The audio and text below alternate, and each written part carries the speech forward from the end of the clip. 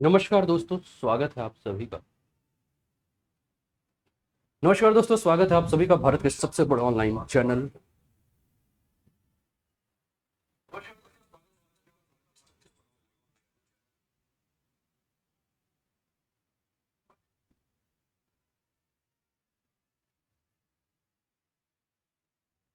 अन academy पर। और आप जुड़े हैं इस समय अन अकेडमी के लेट्स क्रैक यूपी एग्जाम में। सुबह के 9 बज चुके हैं, समय है आपका डेली करंट अफेयर्स का। और डेली करंट अफेयर्स में हम लोग देश, दुनिया और आपके प्रदेश उत्तर प्रदेश के समाचारों का संकलन लेकर उपस्थित हो जाते हैं रोज सुबह 9 बजे, जिसका सोर्स है the Hindu, Indian Express, PIB, All India Radio, Down to Earth, Hindustan और दैनिक जागरण। और इन सभी न्यूज़पेपर से जो भी इंपॉर्टेंट टॉपिक होता है उन सभी का संकलन लेकर, और इस संकलन के माध्यम से आपके आगामी परीक्षाएं जो हैं उनमें इसका लाभ मिले, इन चीज़ों को ध्यान में रखते हुए ये क्लास स्टार्ट हो जाती है। तो फटाफट सभी लोग ऑनलाइन आ जाइए और शेयर कर दीजिए अपने सारे फ्रेंड्स के साथ कि वो भी इस क्लास का लाभ उठा सकें। इंदु गौतम, अनुराग सैनी, सोन, दीपू कुमारी, प्रीति पोयम, सुषमा सिंह, रितु विश्वकर्मा, गुलजारी लाल, सोनी राठौर, सभी का स्वागत है, सभी का अभिनंदन है। तो फटाफट क्लासेस को शेयर करते रहिए कि सारे के सारे स्टूडेंट्स भी क्लासेस को ज्वाइन करें और आप इस क्लास का लाभ उठाएं। ठीक है ना? तो स्टार्ट करते हैं दोस्तों आज के दिन की। और आज का जो दिन है उसका आज का मोटिवेशनल कोट क्या है वो आपके स्क्रीन पर है। This is not just another day, this is yet another chance to make your dreams come true. यह आपके लिए एक नया दिन नहीं है दोस्तों, ये आपके लिए एक नया मौका है जिससे कि आप क्या कर सके, इस नए मौके का फायदा उठाएं और अपने सपने को पूरा करें। दोस्तों हर दिन जो है वो आपके लिए एक नया मौका बनकर आता है, और आप लोगों ने कल तक जो नहीं किया है उस चीज को फिर से आपको एक चांस देता है, आपको एक मौका देता है कि आप अपने सपनों को पूरा करने के लिए आपने जो कल गलती की है या कल जो कार्य नहीं कर पाए हैं उसको फिर से आप शुरुआत करें।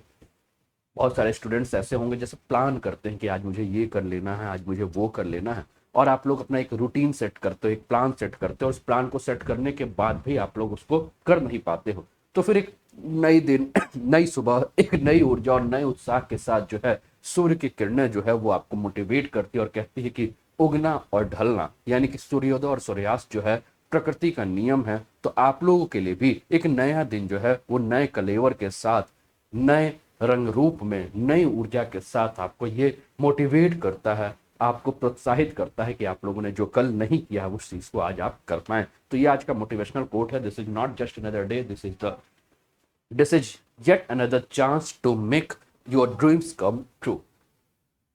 आलोक पांडे, स्वागत है, सभी का स्वागत है। चलिए स्टार्ट करते हैं दोस्तों और देखते हैं क्या है आज का न्यूज। पहला न्यूज आप सभी के लिए क्या है, और उसके बाद हम लोग दिन की शुरुआत करते हैं। तो चलिए स्टार्ट करते हैं, देखते हैं पहला न्यूज क्या है। पहला न्यूज है दोस्तों द हिंदू से लिया हुआ है, द हिंदू सोर्स है पहले न्यूज का। और न्यूज है 9 न्यू सुप्रीम कोर्ट जजेस टेक ओथ। तो सर्वोच्च न्यायालय में 9 न्यायाधीशों की जो है वो नियुक्ति हुई है, और 9 आपके न्यायाधीशों ने जो है वो शपथ ग्रहण लिया है। भारत के प्रधान न्यायाधीश एन.वी. रमन ने उच्चतम न्यायालय में 9 न्यायाधीशों को पद पर शपथ दिलाई, और उच्चतम न्यायालय के इतिहास में पहली बार ऐसा हुआ है कि 9 न्यायाधीशों ने एक साथ जो है वो शपथ ली है। आइए इसको पूरा समझते हैं, पूरे न्यूज को समझते हैं, और किस प्रकार से जजों की नियुक्ति होती है इस बारे में भी हम लोग चर्चा करते हैं, इस बारे में भी हम लोग जानते हैं, है ना? तो फटाफट सभी लोग ऑनलाइन आ जाए। तो मैंने कहा कि 9 नए न्यायाधीशों के शपथ ग्रहण के साथ ही अगर हम देखें तो सर्वोच्च न्यायालय में न्यायाधीश की जो कुल संख्या है वो मुख्य न्यायाधीश सहित आपकी कितनी हो गई है? 33 हो गई है टोटल। ठीक है ना? 32 प्लस एक chief justice of India, total कितने हो गए?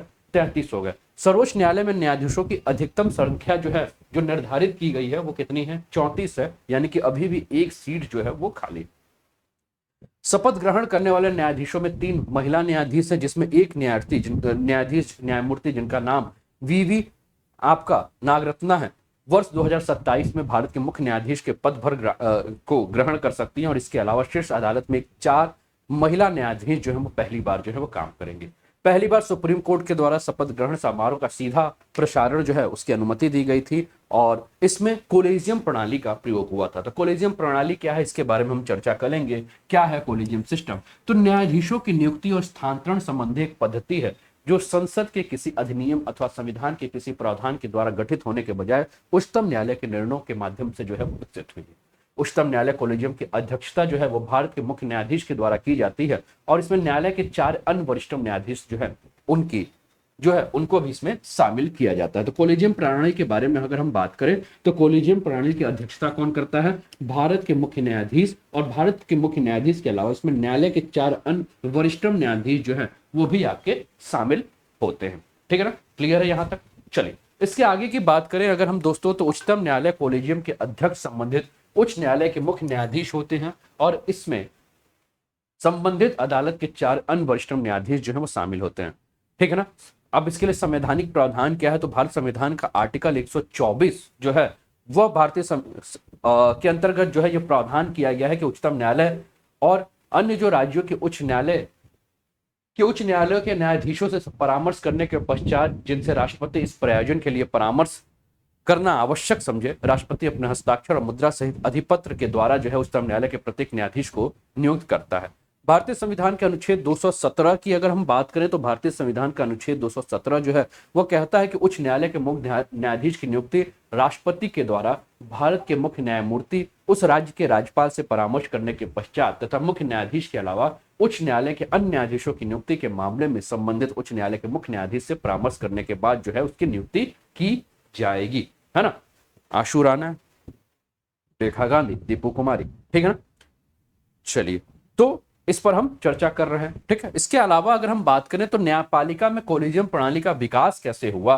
ठीक है ना। तो प्रथम न्यायाधीश का जो मामला है, ठीक है ना, फर्स्ट जज केसेस 1981 का मामला है, जिसमें निर्धारित किया गया कि न्यायिक नियुक्तियों और तबादलों पर भारत के मुख्य न्यायाधीश यानी कि चीफ जस्टिस ऑफ इंडिया के सुझाव की प्रधानता को अकाट्य तर्क मौजूद होने पर अस्वीकार किया जा सकता है, और इस निर्णय ने अगले 12 वर्षों के लिए अगर हम बात करें तो न्यायिक नियुक्तियों में न्यायपालिका पर कार्यपालिका की प्रधानता को स्थापित कर दी। दूसरा न्यायाधीश मामला जो है सेकंड जस्ट आपका जजेस केस 1993 की बात करें तो सर्वोच्च न्यायालय ने यह स्पष्ट करते हुए कहा कि कोलेजियम प्रणाली की शुरुआत की गई और परामर्श शब्द का अर्थ वास्तव में जो है वो क्या है? सहमति है। ठीक है ना, क्लियर है यहां तक? किसी को कोई दिक्कत? सभी को क्लियर है ना? सभी को क्लियर है? बता दीजिए, कोई दिक्कत तो नहीं आ रहा ना?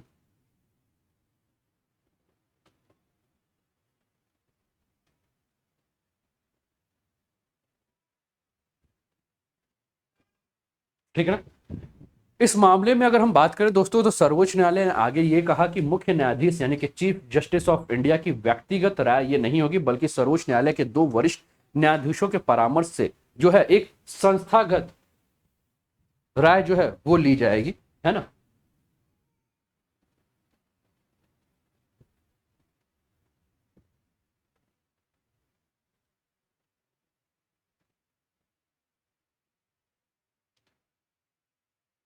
ठीक है।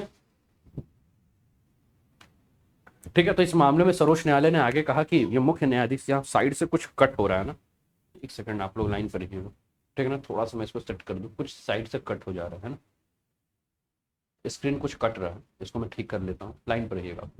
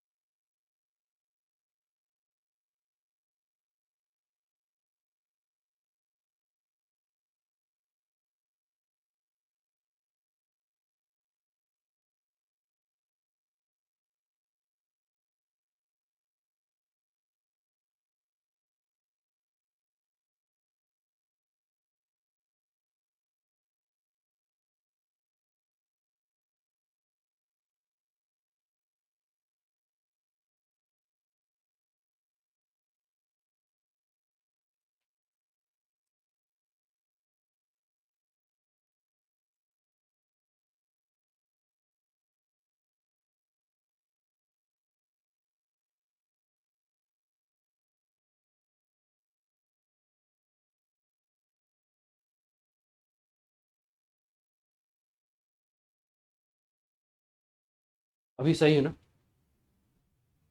थोड़ा सा साइड से कट जा रहा था, अभी सही है ना? सभी को बता दीजिए एक बार, सभी लोग बता दीजिए। अनुराग, आलोक, मोहम्मद आरिफ, सोनी राठौर, आशू राणा, नीतू, क्लियर है सभी का? ठीक है ना? वो साइड से आप लोग का बोर्ड कट जा रहा था, इसलिए मैंने कहा कि पहले इसको ठीक करें।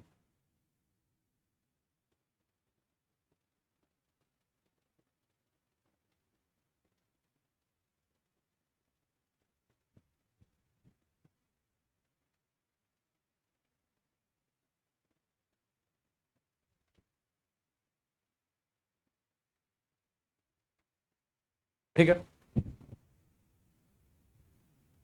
चलिए। तो हमने इसके दूसरे न्यायाधीश के मामले के बारे में हमने बात किया। तो दूसरा न्यायाधीश का जो मामला था वो सेकंड जज सर्वोच्च न्यायालय में यह स्पष्ट करते हुए कहा था कि कोलेजियम प्रणाली की जो शुरुआत की गई है, ये जो है एक परामर्श शब्द है और इसका अर्थ है सहमति। इस मामले में सर्वोच्च न्यायालय ने आगे एक बात कही थी। इन्होंने कहा था कि मुख्य न्यायाधीश की व्यक्तिगत राय नहीं है, बल्कि यह सर्वोच्च न्यायालय के दो वरिष्ठ न्यायाधीशों के परामर्श से ली गई एक संस्थागत जो है वो राय होगी। ठीक है ना? थर्ड जस्टिस मामले के बारे में या थर्ड जस्ट केस 1998 के बारे में अगर बात करें, तो वर्ष 1998 में राष्ट्रपति के द्वारा जारी रेफरेंस के बाद सर्वोच्च न्यायालय ने जो है वो 5 सदस्य निकाय के रूप में कोलेजियम का विस्तार किया, जिसमें भारत के मुख्य न्यायाधीश और उनके 4 वरिष्ठतम सहयोगी जो है उनको शामिल करने की बात की गई। ठीक है, अगला न्यूज है दोस्तों आपके स्क्रीन पर, द हिंदू से लिया हुआ न्यूज है इंडियन एनओवी इन दोहा मीट्स तालिबान लीडर। तो भारतीय प्रतिनिधि मंडल जो है वो दोहा में तालिबान के नेताओं से इनकी मुलाकात हुई। और हाल फिलहाल में हम देखें तो कतर की राजधानी दोहा में जो है ये भारतीय प्रतिनिधि मंडल जो है उन्होंने तालिबान नेताओं के साथ मिलकर बात की और एक आधिकारिक बैठक हुई। प्रश्न ये उठता है कि अगर तालिबान के साथ भारत के जो अधिकारियों ने, प्रतिनिधि मंडल ने बात की, तो क्या भारत जो है वो तालिबान को मान्यता देने के रूप में आगे बढ़ना चाह रहा है?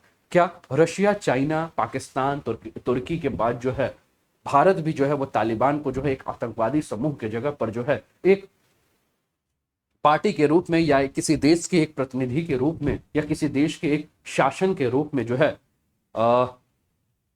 मान्यता दे रहा है? इन सारी चीजों पे हम बात करेंगे। ठीक है ना? तो अभी हाल फिलहाल में जो है वो कतर की राजधानी दोहा में मीटिंग हुई, जिसमें कतर में भारतीय राजदूत दीपक मित्तल ने जो है वो तालिबान के राजनीतिक विभाग की ओर से जो शेर मोहम्मद अब्बास, ठीक है ना, स्टेकंजई से जो है वो मुलाकात की और मुलाकात करने के बाद आगे के मुद्दों पर जो है वो चर्चा की कि किस प्रकार से भारत जो है वो तालिबान को लेकर, अफगानिस्तान को लेकर रणनीति बना रहा है और किस प्रकार से संबंधों को मजबूत करने की आवश्यकता है।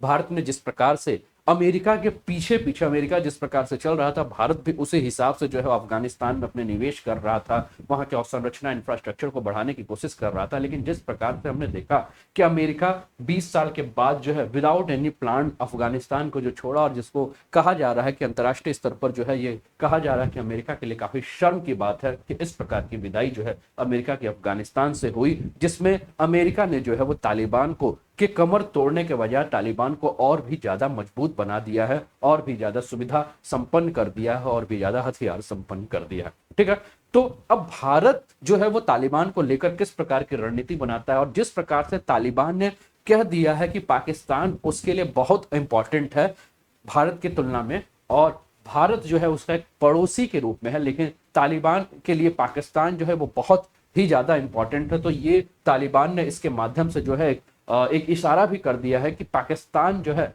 वो उसके लिए प्राथमिकता में रहेगा। पाकिस्तान के साथ साथ जो पाकिस्तान के थ्रू चीन के साथ या पाकिस्तान के थ्रू रशिया के साथ जो तालिबान अपने संबंधों को मजबूत कर रहा है, और आपने देखा होगा कि यूनाइटेड नेशनल सिक्योरिटी काउंसिल में जो है तालिबान के विरोध में, यानी कि अफगानिस्तान की रणनीति के ऊपर भारत की तरफ से जब बात रखी गई, तो वहां रशिया और चाइना ने जो है वो भारत की बातों पर ध्यान नहीं दिया। तो ये सारी चीजों को भी हम देख रहे हैं, है ना? तो भारत और तालिबान के शासन के बीच जो पहली सार्वजनिक मुलाकात थी, जिसमें दोनों प्रतिनिधियों के मध्य जो है वो चर्चा हुई, और अफगानिस्तान में जो फंसे हुए भारतीय नागरिक हैं उनको सुरक्षित वापस लाने की बात हो रही थी, और बात हो रही थी किस प्रकार से उनको शीघ्र ही भारत वापस पहुंचाया जाए, और भारत आने के इच्छुक जो भी अफगान नागरिक है उनको भी यात्रा की अनुमति देने पर ये पूरा का पूरा जो मुद्दा है, पूरा का पूरा जो मीटिंग है या सुन जो है वो केंद्रित था। भारत ने यह भी सुनिश्चित करने के लिए मुद्दा उठाया कि अफगानिस्तान को भारत के खिलाफ आतंकवादी गतिविधि चलाने के लिए मोर्चे के रूप में जो है वो इस्तेमाल नहीं किया जाएगा, ठीक है ना। यानी कि तालिबान जो है वो कहीं से भी जो है वो भारत के खिलाफ जो आतंकवादी गतिविधियां नहीं चलाएगा, इस पर भी जो है तालिबान जो है यह भारत को भरोसा दिलाए। सत्ता में आने के बाद अगर हम देखें दोस्तों, तो तालिबान शासन ने भारत के साथ अच्छे संबंध रखने के इरादे से कई बार जो है अपने मंतव्य को, अपने मत को जो है वो व्यक्त भी किया है। तालिबान ने कहा है कि भारत हमेशा जो है वो अफगानिस्तान के इंफ्रास्ट्रक्चर को डेवलपमेंट के लिए काम कर रहा है, इसलिए तालिबान कहीं से भी भारत को एक दुश्मन देश के रूप में नहीं मानेगा, है ना। वो भारत के साथ जो है वो मित्रवत संबंध बनाने के लिए जो है वो तैयार है। लेकिन आपको याद होगा कि भारत के प्रधानमंत्री माननीय मोदी जी ने एक वक्तव्य जारी किया था आज से कुछ दिन पहले, जिसमें उन्होंने कहा था कि आतंकवाद से जो है वो कहीं भी शासन नहीं किया जा सकता, या आतंकवादी जो है अगर वो कहीं शासन कर रहे हैं तो वो लंबे समय तक नहीं चल सकते हैं। लोकतंत्र देशों में जो है वो आतंकवाद के माध्यम से जो है वो शासन नहीं किया जा सकता, जिस पर कि तालिबान ने जो है वो टिप्पणी भी की थी, जो है अपनी प्रतिक्रिया भी दी थी कि भारत के प्रधानमंत्री के द्वारा इस प्रकार का जो बयान है वो नहीं दिया जाना चाहिए। भारत तालिबान के पाकिस्तान की निकटता को देखते हुए अफगानिस्तान के साथ जो पूर्ण राजनीतिक संबंध है उनके प्रति जो है वो सावधान रहने की है, और साथ में ही पाकिस्तान के द्वारा भारत के रणनीतिक हितों को नुकसान पहुंचाने के लिए तालिबान का जो इस्तेमाल करने की बात की जा रही है, जैसा कि पाक ऑक्यूपाइड कश्मीर के थ्रू जो है वहां के जो एरिया है उसके थ्रू जो है वो भारत में आतंकवादी घटनाओं को बढ़ाने की जो बात की जा रही है, ठीक है ना, उस पर भी जो है वो भारत जो है वो सजग है। भारत जो है वो बहुत ही चिंतित है कि कहीं ऐसा ना हो कि पाक ऑक्यूपाइड कश्मीर में तालिबानी आतंकवादियों का सहारा लेकर जो है वो फिर से आतंकवाद की घटनाएं जो है वो बढ़ा दी जाए। भारतीय सेना जो है इसको लेकर बहुत ज्यादा अलर्ट भी बनी हुई है, ठीक है। इसके अलावा अगर हम बात करें तो भारत ने तालिबान के साथ अपने भविष्य के रिश्तों के लिए रुको और देखो के दृष्टिकोण अपनाया हुआ है। अफगानिस्तान के साथ भारत की कोई भी बातचीत जो है वो मानव अधिकार, महिलाओं और अल्पसंख्यकों के साथ व्यवहार और लक्षित आतंकवादी समूहों के प्रति दृष्टिकोण को संबंध में अफगानिस्तान की कार्रवाइयों पर आधारित होगी, और अफगानिस्तान इसकी रणनीतिक औस्थिति को लेकर जो है अपनी बातों को रख रहा है। अफगानिस्तान में स्थिरता का महत्व क्यों आवश्यक है, क्यों अफगानिस्तान में एक स्थिर सरकार चाहिए, एक स्थिर शासन चाहिए, क्योंकि अफगानिस्तान की अगर हम बात करें तो तालिबान की बहाली के बाद इसके पड़ोस में मध्य एशियाई देश जैसे कि तजाकिस्तान, उज्बेकिस्तान आदि जैसे देशों में जो है अगर हम बात करें तो यहां भी जो है ये इसका असर पड़ सकता है। और अफगानिस्तान जो है वो भारत के लिए कितना महत्वपूर्ण था ये आपको पता ही, क्योंकि अफगानिस्तान के रास्ते से ही जो है वो भारत मध्य एशिया के अन्य देशों के साथ अपने संबंधों को जो है मजबूत करना चाह रहा था। लेकिन जिस प्रकार से हमने देखा कि ईरान के साथ संबंध जो है वो खराब हुए, अफगानिस्तान में हमने देखा जिस प्रकार से तख्ता पलट हो गया, भारत के मंसूबे जो है वो कहीं ना कहीं, या भारत की रणनीति जो है कहीं ना कहीं हमें अंतर्राष्ट्रीय स्तर पर खासकर पश्चिमी मध्य एशिया के देशों में हमने देखा कि किस प्रकार से जो है वो धराशाही हो गई। तालिबान के पुनरुत्थान के बाद इस क्षेत्र में हमने देखा कि जिस प्रकार से उग्रवाद जो है वो फिर से जो है वो जिंदा हो गया, और इस क्षेत्र में लश्कर तोयबा, आईएसआईएस आदि के लिए कुछ एक सुरक्षित आश्रय के रूप में भी अफगानिस्तान बन गया। ये भी जो है वो विश्व समूह के लिए जो है वो चिंता का विषय बन गया है। अफगानिस्तान में गृह युद्ध होने के आसार भी हैं, ठीक है। जिस प्रकार से अफगानिस्तान में जो है विद्रोह हमें देखने को मिल रहा है, तो हमें गृह युद्ध होने के आसार भी देख रहे हैं, और साथ में मध्य एशिया और उसके बाहर के देशों को शरणार्थियों का जो संकट है ये भी उत्पन्न हो सकता है। जिस प्रकार से अफगानिस्तान से लोग जो हैं उसे छोड़कर दूसरे स्थान पर जा रहे हैं, ठीक है, तो ये भी समस्या जो है वो आपका जो है शरणार्थी संकट भी बन सकता है। इसके अलावा अगर हम देखें तो अफगानिस्तान की स्थिरता में मध्य एशियाई देशों को हिंद महासागर क्षेत्र में स्थित बंदरगाहों तक सबसे कम दूरी वाले मार्ग में पहुंचाने में भी मदद मिलेगी, ठीक है ना।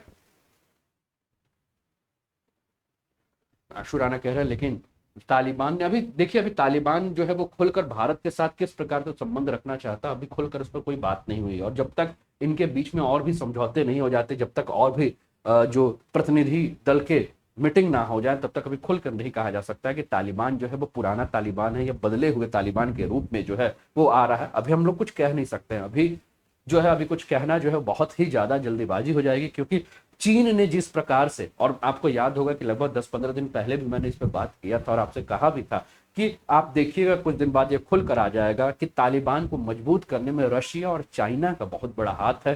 पाकिस्तान के थ्रू जो है वो रशिया ने और चाइना ने जो है वो पाकिस्तान तालिबान को मजबूत करने में महत्वपूर्ण भूमिका निभाई है, और उसका पूरा मुख्य उद्देश्य ये था कि रशिया और चाइना मिलकर अमेरिका को वहां से भगाना चाहता है। जिस प्रकार से रशिया जो है वो भारत की अपेक्षा पाकिस्तान के करीब होते जा रहा है, ये भी भारत के लिए जो है वो चिंता का विषय बनता जा रहा है, ठीक है।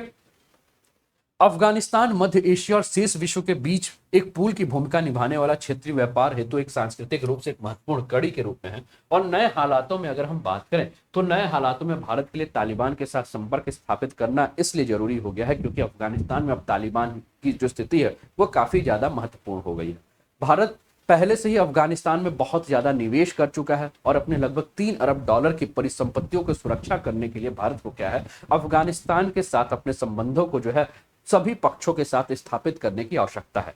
ठीक है ना। तालिबान का पाकिस्तान के साथ जिस प्रकार से मित्रवत व्यवहार है, जिस प्रकार से संबंध है, वो कहीं ना कहीं जो है वो भारत के हित में नहीं है। ये भी भारत के लिए चिंता का विषय है, इसके ऊपर हम लोग चर्चा भी कर रहे हैं। साथ में ही अगर हम देखें तो अगर भारत ने सभी संपर्क अभी स्थापित नहीं किए तो रूस, ईरान, पाकिस्तान, चीन अफगानिस्तान के लिए जो है एक राजनीतिक और भू राज्य, ठीक है ना, अफगानिस्तान के राजनीतिक और भू राजनीतिक भाग निर्माता के रूप में जो है वो बनकर उभर सकते हैं।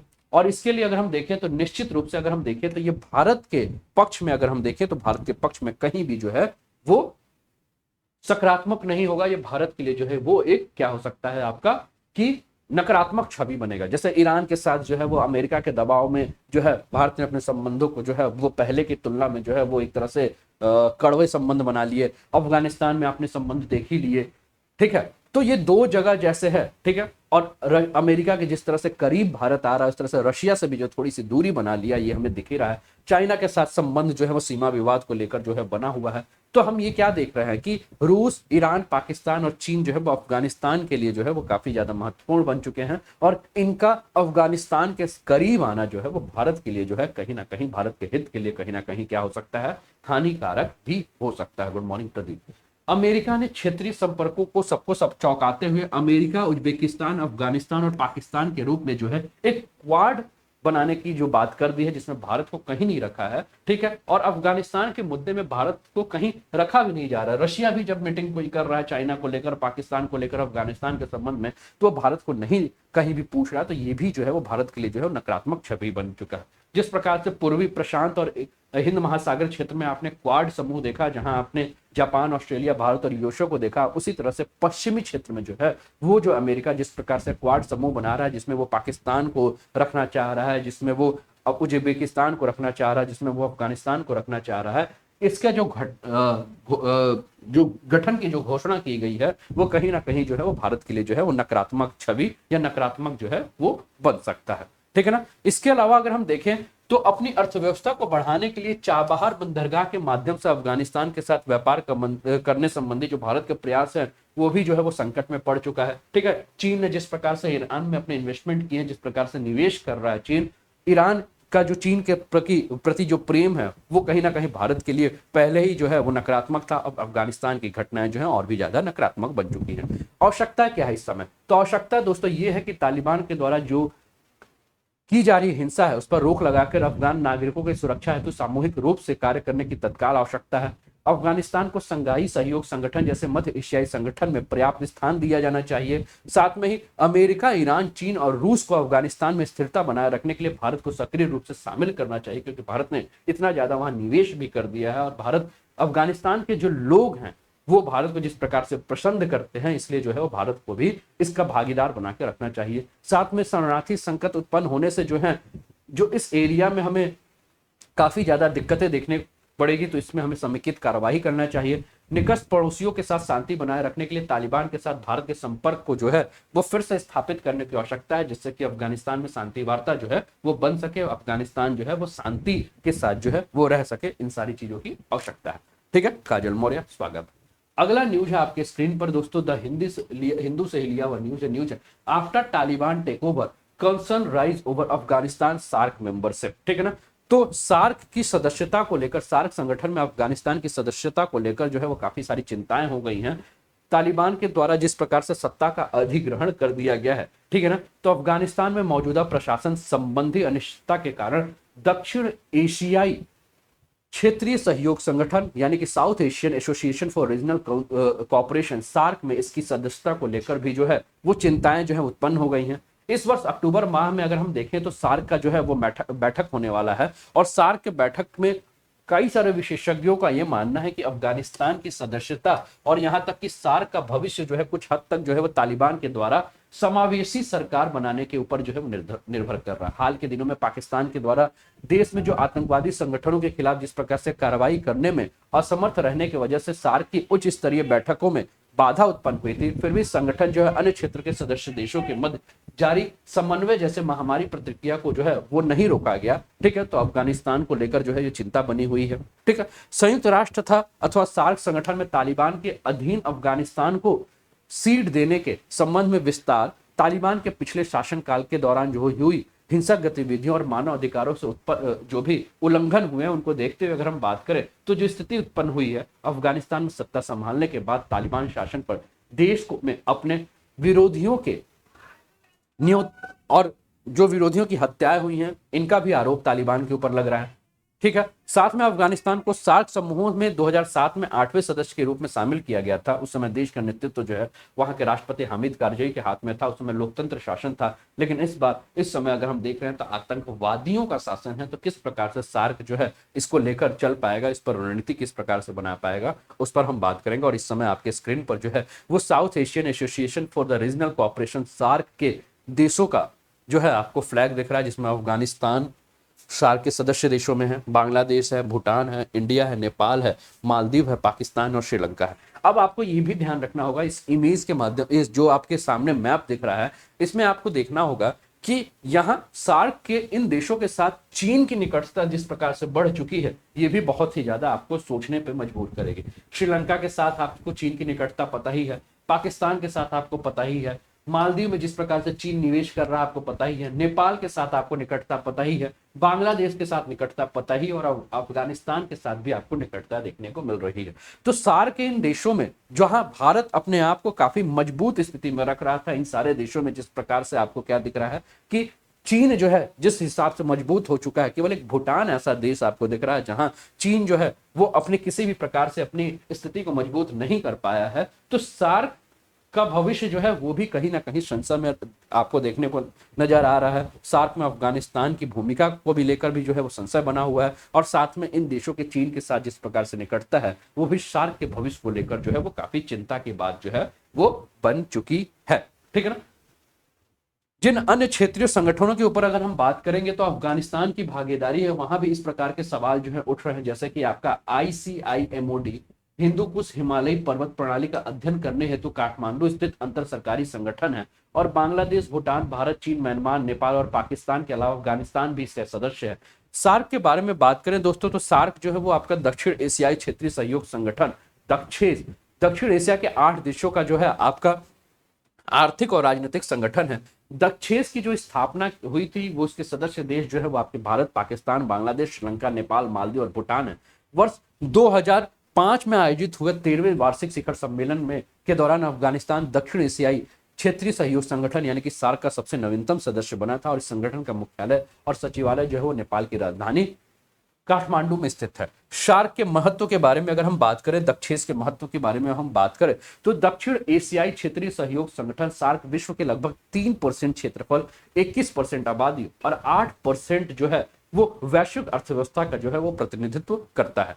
यह विश्व की सबसे घनी आबादी वाले क्षेत्र है और यहाँ सबसे उपजाऊ क्षेत्रों में से एक है। दक्षिण देशों की परंपरा, पोशाक, भोजन और संस्कृति और राजनीतिक पहलू लगभग समान है, जिसमें इनके कार्यों के समन्वय में इससे मदद मिलती है। सभी दक्षिण देशों में गरीबी, अशिक्षा, कुपोषण, प्राकृतिक आपदाएं, आंतरिक संघर्ष, औद्योगिक और तकनीकी पिछड़ेपन, निम्न GDP और साथ में अगर हम बात करें तो खराब आपका सामरिक आर्थिक स्थिति जैसे समान समस्याएं और मुद्दे जो हैं वो समान हैं। ठीक है ना। Why SAARC is relevant for India now, वर्तमान में सार्क भारत के लिए क्यों प्रासंगिक है, इसके बारे में हम बात करें तो भारत को सार्क के बारे में फिर से सोचना पड़ेगा। जैसा कि हम बात कर रहे थे कि जिस प्रकार से हम क्या देख रहे हैं कि सार्क के देशों को अगर देखें, 8 देशों में से एक भूटान को अगर हम छोड़ देते हैं तो 6 देशों के जिस प्रकार से चीन के संबंध मजबूत हो रहे हैं। ठीक है, तो भारत को क्या करना होगा, फिर से सार्क देशों पर विचार करना होगा। और 2014 से ही जो ऊहापोह की स्थिति बनी हुई है दक्षिण एशियाई यानी कि दक्षेस को लेकर, सार्क को लेकर, यहाँ चीन की जिस प्रकार से भूमिका जो है वो बढ़ती जा रही है, चीन जिस प्रकार से आक्रामक रूप से यहाँ अपने आर्थिक प्रभुत्व को मजबूत कर रहा है। ये भारत के लिए अगर हम देखें तो ये विशेष रूप से जो है एक मुकाबले की स्थिति है। भारत के लिए देखें तो एक प्रकार से है जो है ये चैलेंज है भारत को। इस पर क्या करना चाहिए, अपनी पकड़ को मजबूत रखने के लिए काम करना होगा, ठीक है ना। भारत के द्वारा दक्षेस के विकल्प के रूप में बिमस्टेक जैसे अन्य क्षेत्रीय संगठनों में निवेश को बढ़ाना होगा, और जिससे कि और भी जो आपके बे ऑफ बंगाल के आसपास के जो देश हैं उनके साथ अपने संबंधों को मजबूत करके सार्क का एक पैरेलल जो है वो रूप स्टार्ट करना होगा। बिम्स्टेक के सभी सदस्यों देशों के मध्य दक्षेस देशों के भांति एक समान पहचान और इतिहास का अभाव है, ठीक है ना। तो इसलिए दक्षेस की जगह जो है वो बिम्स्टेक नहीं ले सकता। इसके अलावा बिम्स्टेक पर ध्यान केवल बंगाल की खाड़ी क्षेत्र पर केंद्रित है, अतः यह सभी दक्षिण एशियाई देशों के साथ वार्ता करने और साझेदारी करने के लिए उपयुक्त मंच भी नहीं है, ठीक है ना। तो ये सारा जो टॉपिक है जो कि आपको दक्षेस की उपयोगिता और बिम्स्टेक के माध्यम से हम क्यों दक्षेस को जो है वो पूरा नहीं कर सकते हैं, ये भी आपको समझ में आ गया होगा, ठीक है। अगला न्यूज है दोस्तों आपका द हिंदू से लिया हुआ न्यूज है, ठीक है ना। न्यूज है China opens first road rail transport link to Indian Ocean, ठीक है ना। तो चीन के द्वारा हिंद महासागर के पहले सड़क रेल परिवहन लिंक की शुरुआत की गई है। इसके ऊपर जो है मिर्जा गालिब स्वागत है, ठीक है ना। तो इसके ऊपर हम बात करेंगे। तो जिस प्रकार से हिंद महासागर तक संपर्क स्थापित करने के लिए अपने पहले सड़क रेल परिवहन लिंक को शुरू किया गया, जिसके तहत एक नई शुरू की गई रेलवे लाइन के द्वारा म्यांमार की सीमा, अभी हम मैप के माध्यम से हम देखेंगे कि पहला शिपमेंट पश्चिमी चीन स्थित प्रमुख वाणिज्यिक केंद्र जिसका नाम क्या है चेंगदू के लिए भेजा गया है, ठीक है ना। ये आपका एक नया जो है वो चीन के द्वारा हिंद महासागर के लिए सड़क रेल परिवहन लिंक की शुरुआत की गई है। यह परियोजना, अगर हम बात करें इस परियोजना की, तो यह परियोजना चीन के लिए हिंद महासागर तक एक नया सड़क रेल मार्ग उपलब्ध कराएगी। साथ में यह परिवहन गलियारों में समुद्री सड़क रेल लिंक जो है इसमें शामिल है। इस मार्ग पे अगर हम बात करें तो सिंगापुर, म्यांमार, चीन की आवश्यक जो आपका आवागमन लाइनों को जोड़ेगा, और ये वर्तमान में हिंद महासागर को दक्षिण पश्चिम चीन से जोड़ने का सबसे सुविधाजनक जो है वो स्थलीय मार्ग जो है वो बन जाएगा। उत्कर्ष सिंह हेलो। चीन के द्वारा जो रखाइन प्रांत के आपके चूमफिक और में एक अन्य बंदरगाह विकसित करने की जो योजना बन रही है, इसके तहत चीन के यूनान प्रांत से सीधे बंदरगाह तक रेलवे लाइन प्रस्तावित भी है।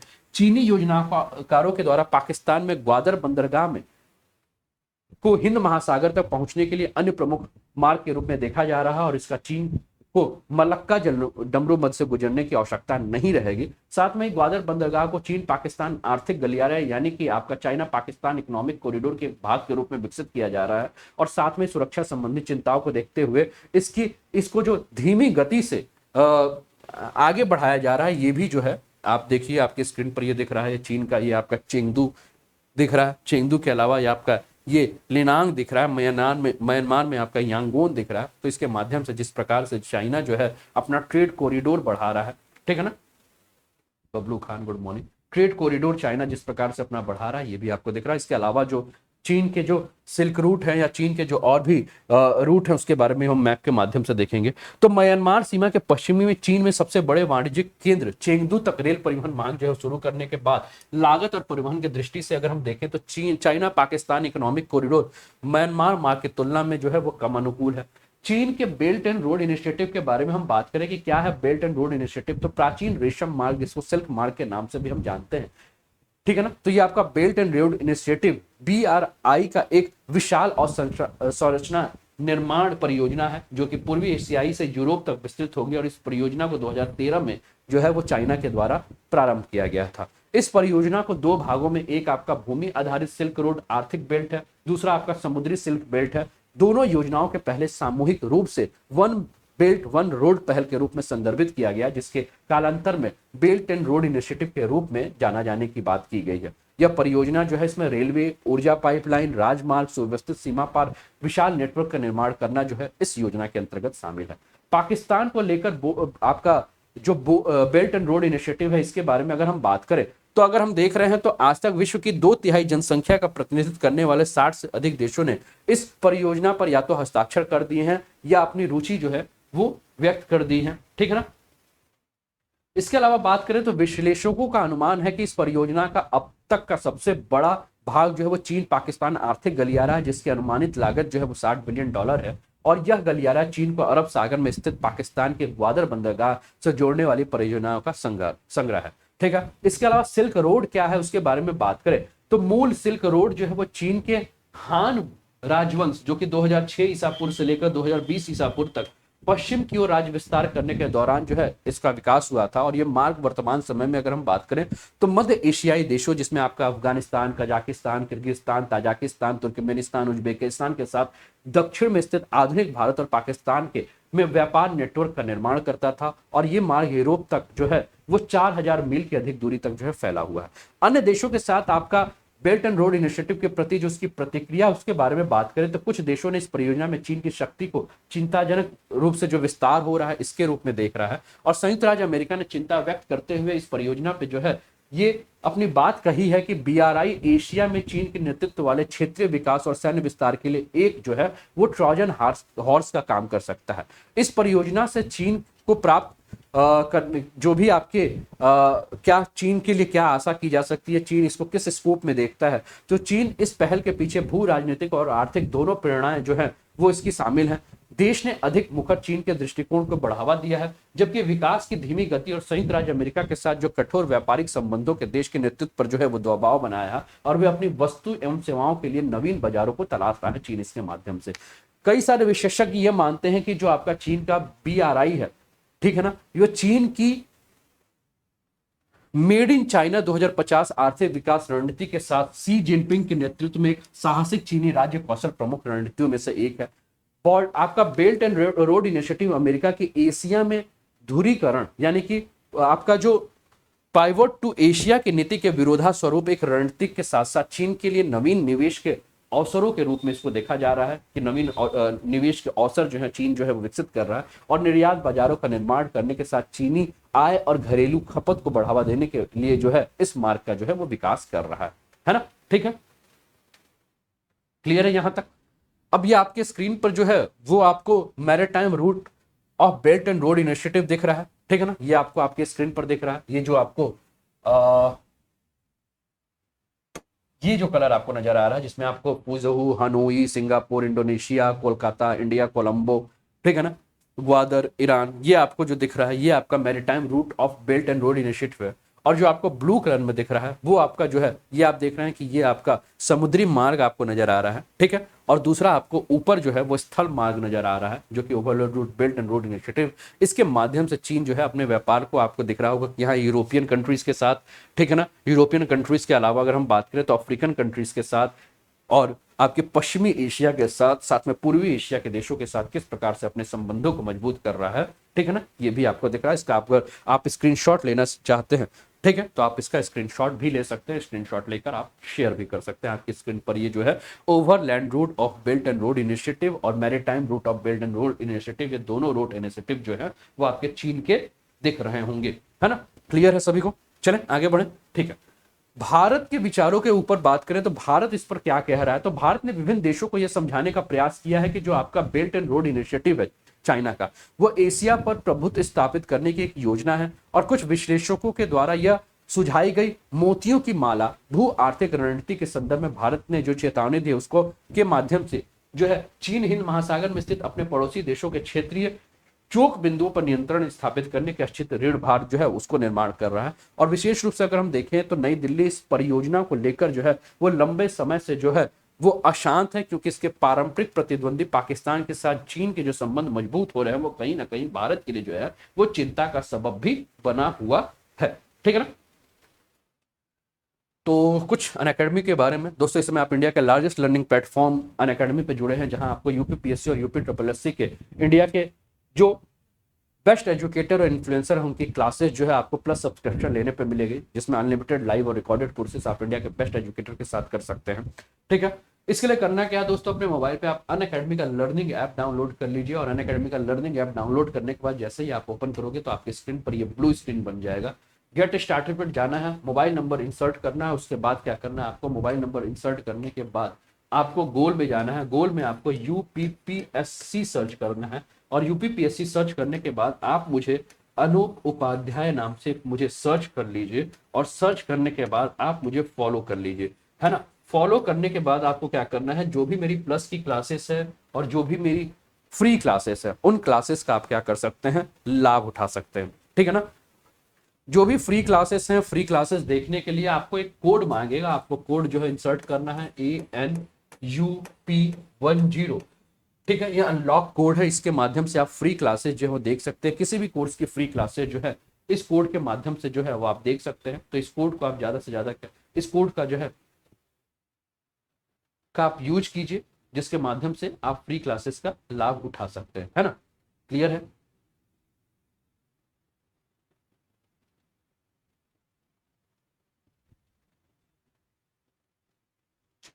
ठीक है, अन अकेडमी के एडवांटेज के बारे में बात करें दोस्तों, तो अन अकेडमी का एडवांटेज क्या है। अन अकेडमी का एडवांटेज क्या है कि एनी टाइम एनीवेयर आपको लाइव और रिकॉर्डेड सेशन आपको अपने कन्वीनियंस के हिसाब से देखने को मिलेगा। इंडिया के बेस्ट एजुकेटर और इन्फ्लुएंसर की क्लासेस जो है वो आपको देखने को मिलेगी। मल्टीपल कॉरेस्पॉन्डेंस कोर्सेज को आप क्या कर सकते हैं, एसेस कर सकते हैं। आपका एकेडमिक कैलेंडर बन जाएगा। Event like workshop, study session, master classes, unlimited quizzes हैं, स्टडी मटेरियल पीडीएफ फॉर्मेट मिलेंगे और मल्टीपल आपको live multiple doubt clearing session जो है वो आपको देखने को मिलेगा। बैच कोर्सेज जो है ये ऑप्शनल का बैच कोर्स है, जो कि आपको दिख रहा है, ये पूरी टीम है जिसके साथ आप कर रहे हैं। मिशन खाकी नाम से जो है कंप्लीट कोर्स है, यूपीएसआई के लिए 31 अगस्त से स्टार्ट हुआ है। अगर आप लोगों ने इसको एनरोल नहीं किया और जो तैयारी कर रहे हैं वो क्या कर सकते हैं, कर सकते हैं। ठीक है ना, इस कोर्स को आप फॉलो कर सकते हैं। यूपीपीएससी 2022 को ध्यान में रखते हुए 1 सितंबर से जो है एक बैच स्टार्ट हो चुका है, जिसमें पूरी टीम जो है वो पढ़ा रही है। अभ्यास यूपीपीएससी प्रीलिम सीसेट को ध्यान में रखते हुए 1 सितंबर से जो है एक बैच स्टार्ट हो चुका है। दोस्तों अनअकैडमी जो है अपना प्राइस जो है वो हाइक करने वाला है। तो प्राइस हाइक करने से पहले ही अगर अभी तक आपने प्लस का सब्सक्रिप्शन नहीं लिया तो प्लस का सब्सक्रिप्शन जो है वो ले सकते हैं, और प्राइस हाइक होने से पहले ही आप लोग जो है इसका लाभ उठा सकते हैं। आपको कोड जो यूज करना है वो कोड क्या है, ANUP10। आप लोग एक बार कमेंट में भी बता दीजिए कि कौन सा कोड यूज करना है। अनूप 10 का कोड यूज करके आप लोग जो है वो सब्सक्रिप्शन ले सकते हैं। ठीक है, इसके अलावा जैसे ही आप सब्सक्रिप्शन लेते हैं आपको UPPSC upper, lower PCS, RO ARO, UPSI, UP triple SC PET, लेखपाल बी और ऑप्शनल कोर्स का लाभ मिलेगा। तो सोचिए, सब्सक्रिप्शन एक और कोर्सेस अनेक, कई सारे कोर्सेज जो है इनका आप लाभ उठा सकते हैं। ठीक है, अंजलि पांडे प्रणाम। ठीक है, इसके अलावा अगर हम बात करें तो यूपीपीएससी और यूपी ट्रिपल एससी की सब्सक्रिप्शन लेने पे आपको structured course and PDF, live mock test and quizzes, India best educators, daily interactive live classes मिलेंगे, जिसमें 24 महीने की फी जो है वो 8,400 है, 12 महीने की फी 7,000 है, 6 महीने की फी 5,600 है, 3 महीने की फी 3,500 है। ठीक है, और जैसे ही आप कोड यूज करोगे अनूप 10, वैसे ही आपको क्या होगा, 10% का ऑफ मिलने के बाद 24 महीने की फी, जब तक फीस नहीं बढ़ रहा है, 7,560, 12 महीने की फी 6,300, 6 महीने की फी 5,040 और 3 महीने की फी 3,150 है। इसके बाद ये फीस बढ़ जाएंगे, तो कृपया करके अगर आप लोग को सब्सक्रिप्शन लेना है तो लेट मत कीजिए, आप लोग अनूप 10 का कोड यूज कीजिए और get discount on subscription will be 10% on your फी। ठीक है, सुपर कॉम्बो सब्सक्रिप्शन ऑफर है, जिसमें यूपी पीएससी और यूपी ट्रिपल एससी और बिहार के जो टॉप एजुकेटर्स हैं उनकी क्लासेस आपको देखने को मिलेंगी। लाइव क्लासेस होंगे, टेस्ट सीरीज क्विजेस होंगे, स्ट्रक्चर्ड कोर्सेस होंगे, अनलिमिटेड एक्सेस करने का मौका मिलेगा। 6 महीने की फीस 7,960 है, 12 महीने की 10,620 और 24 महीने की 14,620 है। लेकिन जैसे ही आप कोड यूज करोगे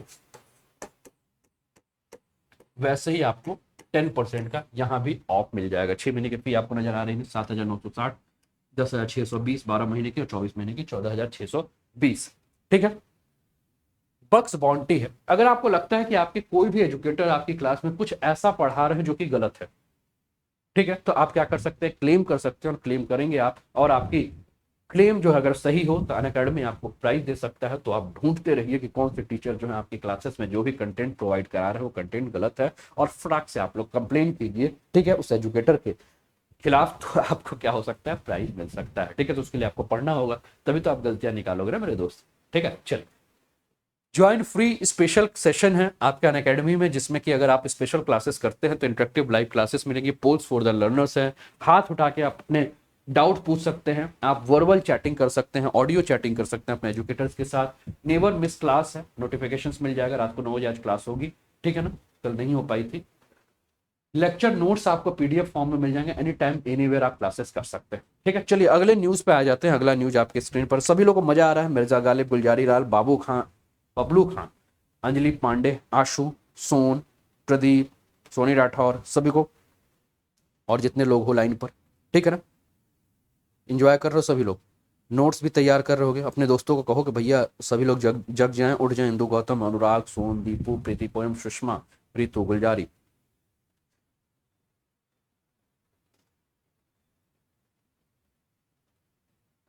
ठीक है,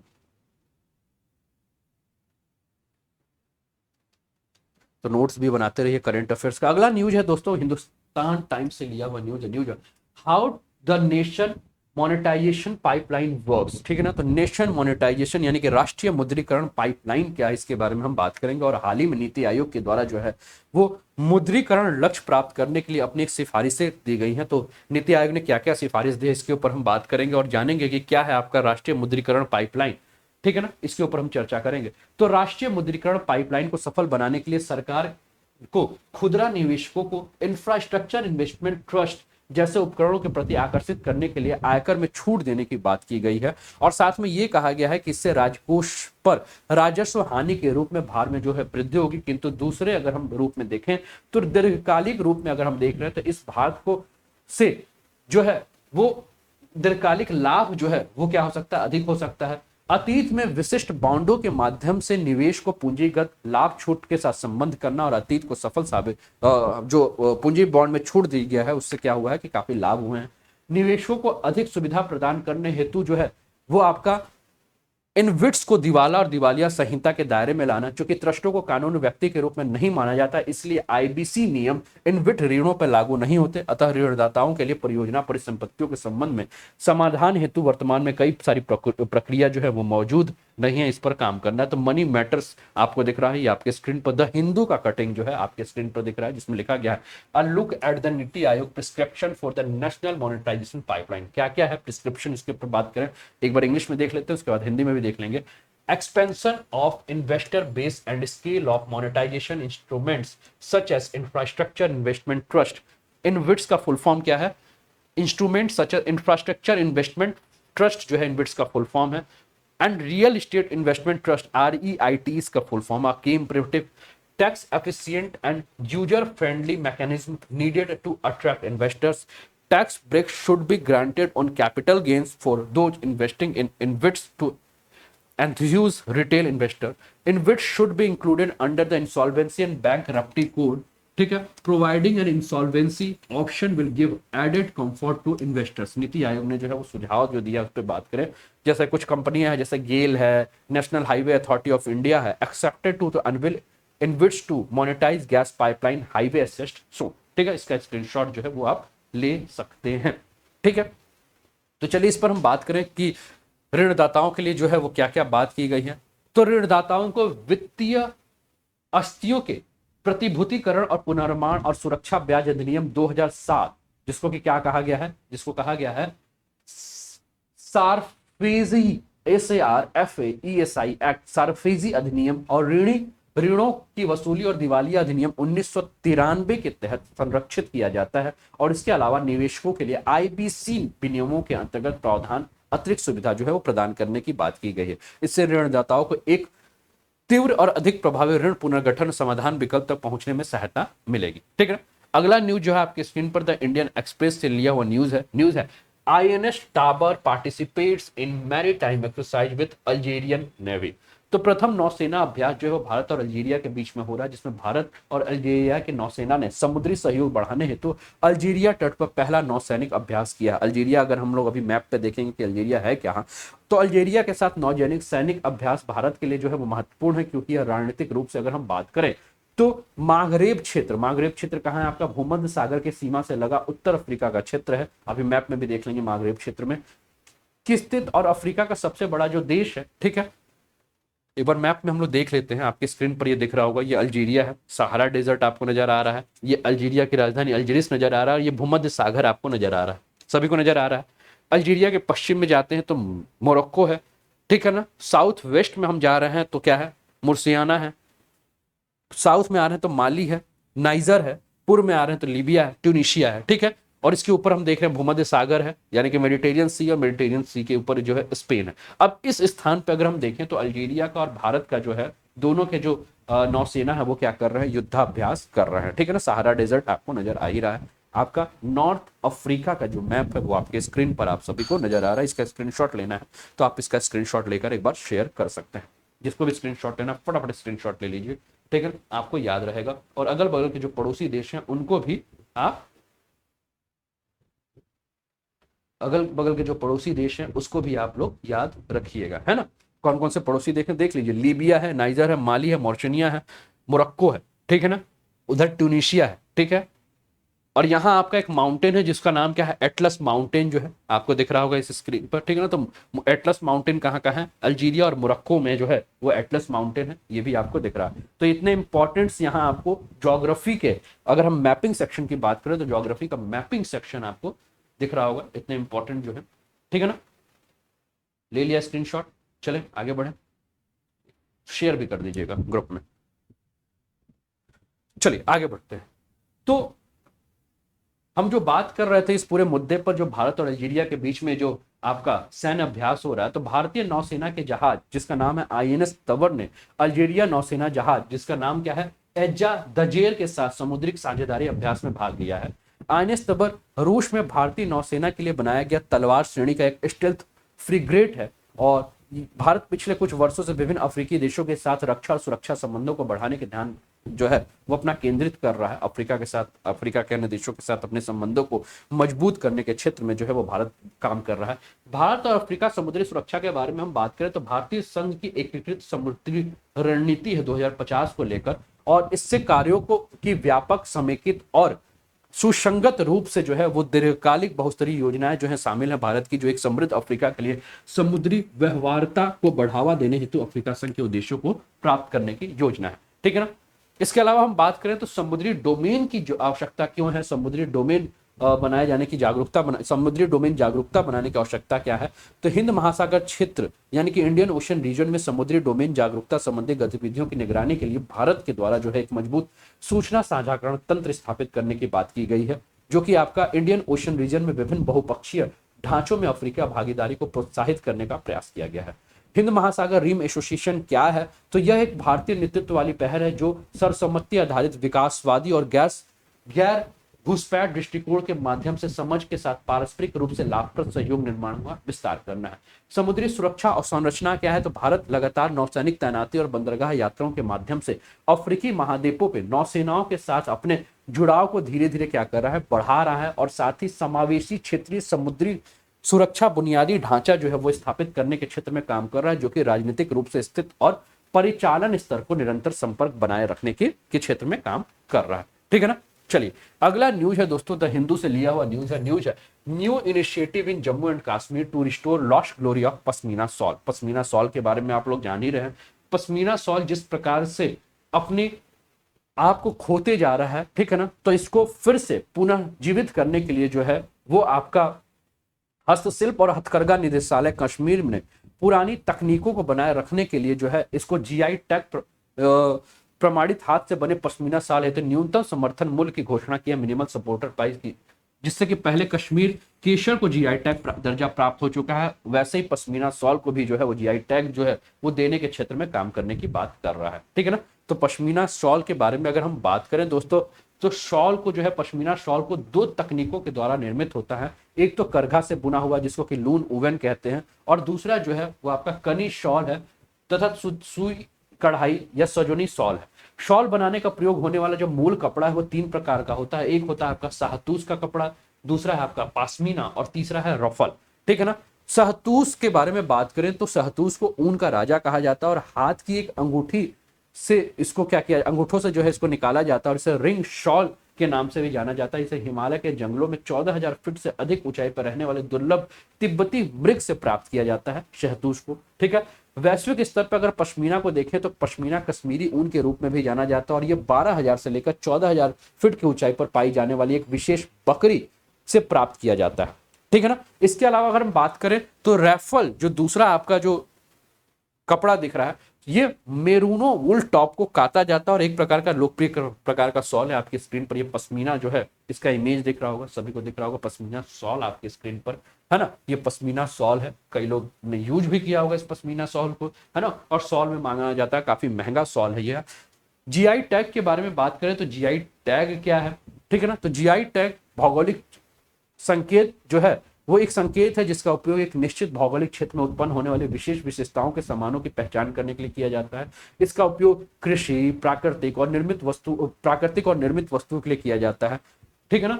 माल भौगोलिक संकेतक पंजीकरण और संरक्षण अधिनियम 1999 भारत में माल के संबंध में भौगोलिक संकेतों के पंजीकरण एवं अत्यधिक सुरक्षा प्रदान करने का प्रयास करता है। यह विश्व व्यापार संगठन के बौद्धिक संपदा अधिकार में व्यापार संबंधी वस्तुओं, जिसको कि ट्रिप्स कहा जाता है, उसका एक हिस्सा है। ठीक है ना। प्रशासित के बारे में बात करें तो इसे भौगोलिक संकेतों को रजिस्ट्रार, पेटेंट, डिजाइन और ट्रेडमार्क महानिदेशक के द्वारा प्रशासित किया जाता है।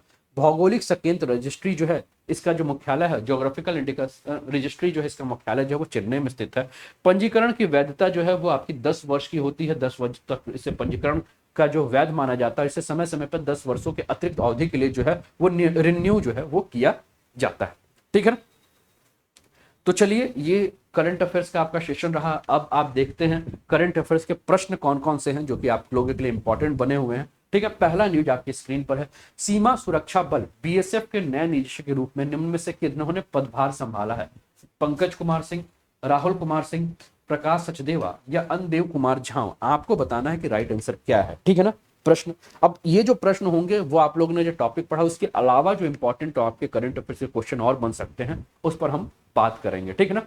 तो ये डेली आपके करंट अफेयर्स के क्वेश्चन के साथ करंट अफेयर्स के multiple choice question, current affairs के टॉपिक के साथ current affairs multiple choice question जो है, इनको मैं आप लोगों के सामने जो है वो लेकर आ जाता हूं, जिससे कि आप लोगों को किसी प्रकार की दिक्कत ना हो। ठीक है ना। तो सभी को प्रश्न दिख रहा है? ठीक है ना। सभी को प्रश्न दिख रहा है। तो सीमा सुरक्षा बल के महानिदेशक के रूप में निम्नलिखित किसने पदभार संभाला है? पंकज कुमार सिंह, राहुल कुमार सिंह, प्रकाश सचदेवा और अन्नदेव कुमार झा।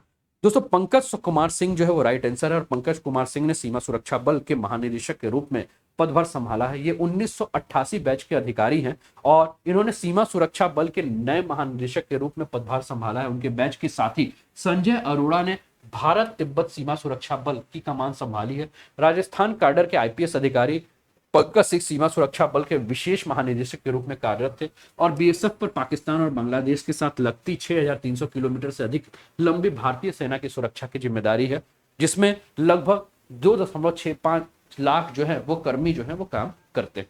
अगला प्रश्न है, हाल ही में दक्षिण अफ्रीका के किस खिलाड़ी ने क्रिकेट के सभी प्रारूपों से संन्यास ले लिया है? ऑप्शन है Kagiso Rabada, Quinton de Kock, Lungi Ngidi और डेल स्टेन। ठीक है। तो दोस्तों, जिन्होंने कहा डेल स्टेन, वो सभी के उत्तर जो है सही हैं। तो दक्षिण अफ्रीका के दिग्गज तेज गेंदबाज डेल स्टेन ने क्रिकेट के सभी प्रारूपों से संन्यास लेने की घोषणा की है और उसके साथ इन्होंने शानदार क्रिकेट का जो उनका करियर था वो समाप्त हो गया है। स्टेन ने ट्विटर के माध्यम से संन्यास की घोषणा की है। उनकी उम्र 38 साल थी और 38 साल के जो ये खिलाड़ी हैं वो 17 साल से अंतर्राष्ट्रीय मैच में दक्षिण अफ्रीका के खेल हैं, जिसमें उन्होंने 93 टेस्ट, 125 वनडे और 47 टी20 इंटरनेशनल खेल खेले हैं। और अगर हम बात करें तो स्टेन ने 2019 में टेस्ट क्रिकेट से जो है वो संन्यास ले लिया था। अगला प्रश्न आपके स्क्रीन पर है दोस्तों, प्रो कबड्डी लीग के लगाई गई बोली में अब तक सबसे महंगी खिलाड़ी निम्न में से कौन बन गया है? अजय ठाकुर, अनूप कुमार, प्रदीप नरवाल या महेंद्र राजपूत? आपको बताना है राइट आंसर क्या है। प्रो कबड्डी लीग में के लगाई गई बोली में अब तक के सबसे महंगे खिलाड़ी इसमें से कौन है? ठीक है ना। तो दोस्तों, जिन्होंने कहा प्रदीप नरवाल यानी कि सी, वो सभी के उत्तर सही है और प्रदीप नरवाल जो है को यूपी योद्धा ने प्रो कबड्डी लीग की नीलामी में 1.6 करोड़ रुपए में खरीदा है। ठीक है ना। जिससे वह इस लीग के इतिहास में सबसे बड़ी कीमत हासिल करने वाले खिलाड़ी के रूप बन गया। यूपी योद्धा ने दिसंबर में शुरू होने वाले 8वें सत्र के लिए नीलामी के दूसरे दिन सोमवार को नरवाल को अपनी टीम में जोड़ा है और उन्होंने अब तक अन्य स्टार रेडर मनु गोयल की कीमत को पीछे छोड़ दिया गया है। ठीक है ना। जिन्हें छठे सत्र में हरियाणा स्टीलर्स ने 1.51 करोड़ में खरीदा था। इनको कितने में खरीदा है? 1.65 करोड़ में खरीदा है। किसने? यूपी योद्धा ने। ठीक है ना। यूपी के लिए प्रश्न जो है वो इंपॉर्टेंट हो गए हैं। अगला प्रश्न आपके स्क्रीन पर है, लोगों को मुफ्त पानी देने वाला देश का पहला राज्य निम्न में से कौन बन गया है? दिल्ली, गोवा, तमिलनाडु और महाराष्ट्र। कौन जो है वो लोगों को मुफ्त पानी प्रोवाइड कर रहा है? ठीक है ना। आपका प्रश्न है दिल्ली, गोवा, तमिलनाडु या महाराष्ट्र में से राइट आंसर क्या है? तो दोस्तों, जिन्होंने कहा गोवा यानी चौथे का बी, वो सभी के उत्तर जो है वो सही है। ठीक है ना। गोवा जो है वो मुख्यमंत्री जो गोवा के हैं जिनका नाम है प्रमोद सावंत, उन्होंने कहा है कि वो लोगों को मुफ्त पानी देने वाले हैं और गोवा जो है पहला राज्य है जो लोगों को मुफ्त पानी दे रहा है और इस पानी को बर्बाद नहीं कर रहे हैं। वो चाहते हैं कि इसके माध्यम से पानी को ज्यादा से ज्यादा बचाया जाए। और हाल ही में गोवा सरकार का गोवा भूमिपुत्र अधिकारिणी बिल 2021 अपने नाम करने के कारण ये विवादों में था और ऐसे राज्य कुछ समुदायों की तरफ से जारी विरोध को बढ़ावा देकर सरकार ने बिल से भूमिपुत्र शब्द को हटाने का फैसला भी किया था। अगला प्रश्न है, हाल ही में इंग्लैंड किस तेज गेंदबाज ने अपने देश छोड़कर मेजर क्रिकेट लीग खेलने के लिए अमेरिका जाने का फैसला किया? James Anderson, Liam Plunkett, Sam Curran या स्टुअर्ट बार्ड? आपको बताना है कि राइट आंसर कौन सा है। इंग्लैंड के किस खिलाड़ी ने, किस तेज गेंदबाज ने क्या है, मेजर क्रिकेट लीग खेलने के लिए अमेरिका जाने का फैसला किया है? ठीक है ना। तो दोस्तों जिन्होंने भी कहा बी यानी कि लियाम प्लंकेट, वो सभी के उत्तर जो है वो सही हैं। तो इंग्लैंड के तेज गेंदबाज लियाम प्लंकेट ने अपने देश छोड़ने के लिए फैसला किया और प्लंकेट साल 2019 में वर्ल्ड कप खेलने वाले इंग्लैंड टीम का हिस्सा रह चुके हैं। इसके बारे में इनके बात करें तो इंग्लैंड का ये खिलाड़ी अब मेजर क्रिकेट लीग के लिए अमेरिका का रुख कर रहा है। लियाम प्लंकेट इंग्लैंड के लिए 89 वनडे खेल चुके हैं। विश्व कप 2019 में फाइनल में उन्होंने न्यूजीलैंड के 3 बल्लेबाजों को आउट किया था और विश्व कप में जिन 7 मैचों में प्लंकेट ने खेला था उन सभी में इंग्लैंड को जीत मिली थी और इस दौरान उन्होंने 11 विकेट अपने नाम किए थे। अगला प्रश्न आपकी स्क्रीन पर है, राजस्थानी साहित्य अकादमी पुरस्कार 2020 में निम्न में से किस लेखक को सम्मानित किया गया है? भंवर सिंह सामोर, राहुल सचदेवा, अनुपम सिंह या मोहन कुमार सिंह? आपको बताना है कि राजस्थानी साहित्य अकादमी पुरस्कार 2020 में से किस लेखक को सम्मानित किया गया है। ठीक है ना। तो दोस्तों जिन्होंने कहा भंवर सिंह सामोर, वो सभी के उत्तर सही हैं और साहित्य अकादमी के अध्यक्ष डॉक्टर चंद्रशेखर कंबार ने नेपाली एवं राजस्थानी भाषा में साहित्य अकादमी पुरस्कार 2020 के लिए अपनी स्वीकृति प्रदान की है और प्रख्यात नेपाली लेखक है शंकरदेव ढकाल की कृति, क्या थी इसकी कृति? किरयाको कोक के लिए जो है वो प्रख्यात राजस्थानी लेखक भंवर सिंह सामोर को उनकी संस्कृति सनातन ढीठ के लिए जो है वो पुरस्कृत किया है। अगला प्रश्न है, राष्ट्रीय डेयरी विकास बोर्ड ने डेयरी किसानों की मदद के लिए किस पोर्टल को लॉन्च किया है? ई कृष्णा, ई किसान, ई गोपाला, ई अमृत? आपको बताना है कि राइट आंसर क्या है। राष्ट्रीय डेयरी विकास बोर्ड एनडीडीबी ने किस डेयरी किसानों की मदद के लिए कौन सा पोर्टल लॉन्च किया? ई कृष्णा, ई किसान, ई गोपाल या ई अमृत? तो दोस्तों जिन्होंने भी कहा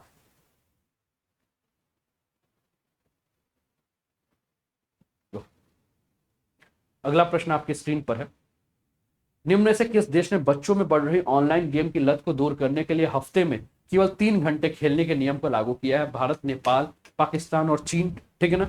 तो निम्न में से किस देश ने बच्चों में बढ़ रही ऑनलाइन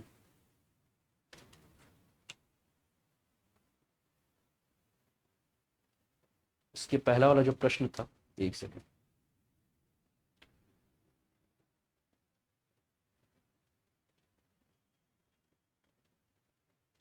ठीक है। 7वां जो प्रश्न था दोस्तों डेयरी किसानों वाला, तो डेयरी किसानों के लिए ई गोपाला जो है वो राइट आंसर है। ई गोपाला जो है वो राइट आंसर है डेयरी किसानों वाला जो प्रश्न था। ठीक है ना। जो ऐप स्टार्ट किया है उसका नाम है ई गोपाला। और ये जो प्रश्न आपके स्क्रीन पर दिख रहा है, तो दोस्तों चीन जो है वो राइट आंसर है। चीन ने क्या किया है, चीन में बच्चों के 1 सप्ताह में 3 घंटे की ऑनलाइन गेम खेल सकेंगे, इसके लिए जो है वो नियम जारी किया, जिसमें नियम में 18 साल से कम आयु वाले बच्चों के लिए बनाया गया और सरकार का कहना है कि बच्चों की शारीरिक और मानसिक सेहत को सही रखने के लिए यह कदम उठाया गया। तो कैसा लगा दोस्तों आज का करंट अफेयर्स का सेशन, जरूर बताइए। और अभी तक आपने टेलीग्राम चैनल नहीं ज्वाइन किया तो ज्वाइन कीजिए let's crack UP exam Telegram channel.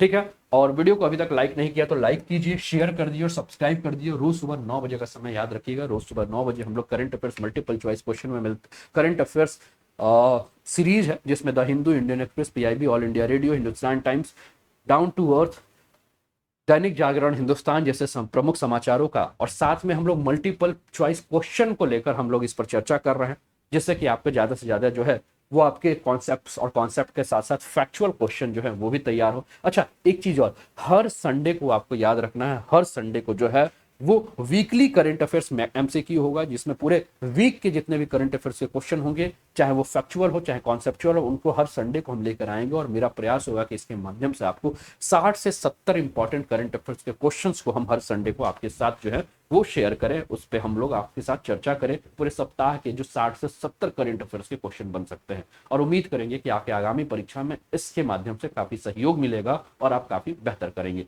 तो हमेशा की तरह यही कहूंगा, हंसते रहिए, खेलते रहिए, मुस्कुराते रहिए, जीवन का आनंद लेते रहिए। जीवन बहुत ही ज्यादा क्या है, सुखद है। बिना किसी तनाव के जीवन को का सुख भोगिए। और एग्जाम के लिए मात्र आपके लिए 50 दिन के आसपास बचे हुए हैं, तो लगे रहिए, उत्साह में किसी भी प्रकार की कमी नहीं। मिलते हैं 11 बजे प्लस की क्लास में, जहां हम लोग चर्चा करेंगे इन्वायरमेंटल पॉल्यूशन यानी कि पर्यावरण में जो प्रदूषण जो है उसके ऊपर हम चर्चा करेंगे। और 10 तारीख से याद रखिएगा, 10 तारीख से आप लोग के लिए आ रहा है ज्योग्राफी का सेशन, विथ एमसीक्यू, जिसमें हम लोग क्विक ज्योग्राफी का रिवीजन करेंगे 10 तारीख 11 बजे से। ज्योग्राफी का सेशन में लेकर आ रहा हूं प्लस की क्लास में, तो जिन्होंने अभी तक प्लस का सब्सक्रिप्शन नहीं लिया और फटाफट प्लस का सब्सक्रिप्शन ले लीजिए। और इसके लिए जो कोड यूज करना है, वो कोड क्या यूज करना है, अनूप 10, और इस कोड के माध्यम से आप लोग जुड़ जाइए। ज्यादा से ज्यादा इस कोड को शेयर कीजिए और इस कोड का यूज आप किसी भी एग्जाम की तैयारी करने के लिए कर सकते हैं। ठीक है, चलिए मिलते हैं 11 बजे, तब तक अपना ध्यान रखिए। 11 बजे के बाद शाम को 4 बजे ज्योग्राफी में और रात को 9 बजे मिशन एसटीएम में हमारी मुलाकात होगी। ठीक है, तब तक जय हिंद, जय भारत।